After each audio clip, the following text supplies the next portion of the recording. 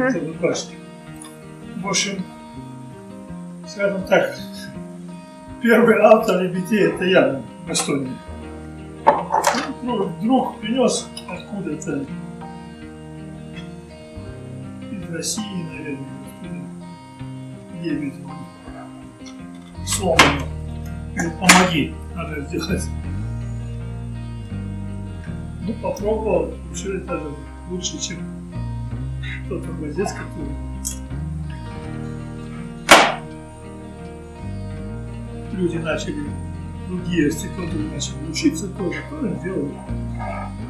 Идеи официально не делали. Шведы нас учили на пластон, тогда у нас немножко лебедей.